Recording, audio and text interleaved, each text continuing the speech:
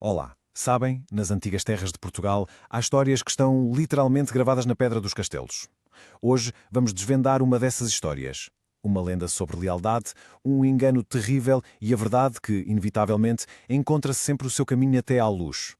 Esta é a história de como uma promessa pura e sincera, foi manchada por uma traição das mais sombrias, dando assim origem a uma lenda que nem o tempo conseguiu apagar. Bem, a nossa história começa há muito, muito tempo, na antiga aldeia de Benquerença, que hoje conhecemos como Bragança. E é no coração da sua fortaleza que vivia uma princesa órfã, sob o olhar atento e ambicioso do seu tio. E foi precisamente dentro destas muralhas que um amor puno nasceu. Um amor entre a princesa e um jovem cavaleiro.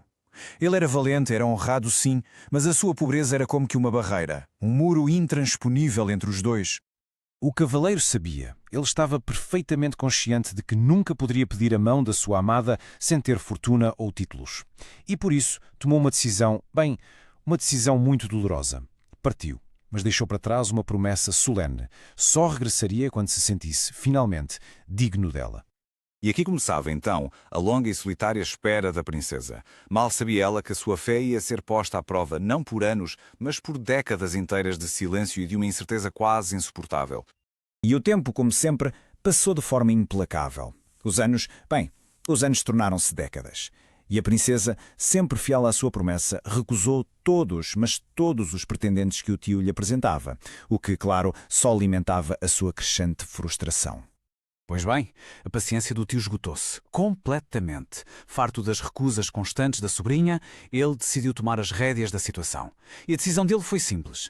Ela iria casar com um nobre rico da sua escolha, quer quisesse, quer não. A princesa, no entanto, manteve-se firme na sua posição, declarando que o seu coração já tinha dono. E essa recusa selou o seu destino. O tio, cego pela raiva, concebeu um plano absolutamente sinistro para a vergar. O plano dele era cruel e maquiavélico. Ele ia disfarçar-se de fantasma, invadir os aposentos da princesa na calada da noite e, usando o medo, ameaçá-la com uma condenação eterna. Tudo para a forçar a obedecer. E assim, chegámos ao ponto alto da nossa história. Na escuridão da noite, o tio, envolto num manto esvoaçante, entrou no quarto da princesa por uma das duas portas.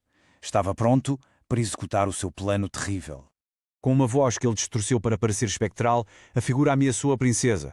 Avisou-a de que seria condenada para todo o sempre se continuasse a recusar aquele casamento arranjado. Imaginem o cenário. Aterrorizada pela aparição e por aquelas palavras sombrias, a princesa estava no seu limite. Estava mesmo prestes a ceder ao medo e a quebrar a promessa que guardava há tanto tempo.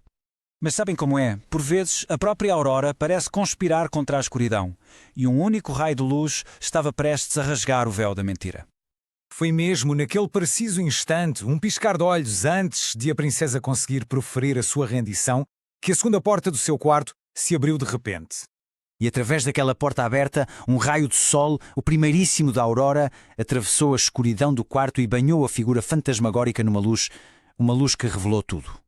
A luz revelou a verdade chocante. O fantasma não era mais do que o seu próprio tio. O disfarce desfeito, o seu engano cruel completamente exposto à luz do dia. O seu reino de terror tinha finalmente chegado ao fim. Livre da crueldade do tio, a princesa pôde então continuar a sua espera em paz, e a sua história de fé e a traição que sofreu ficaram para sempre gravadas nas pedras daquela fortaleza.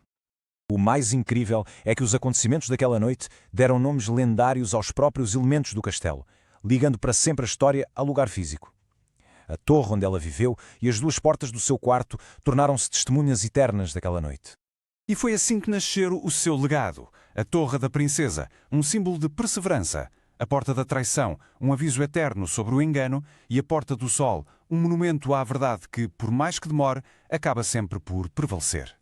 E assim ficamos com uma questão para refletir, não é?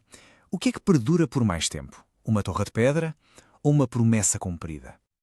Não deixe de consultar a descrição do vídeo no YouTube para informações complementares e uma análise mais detalhada.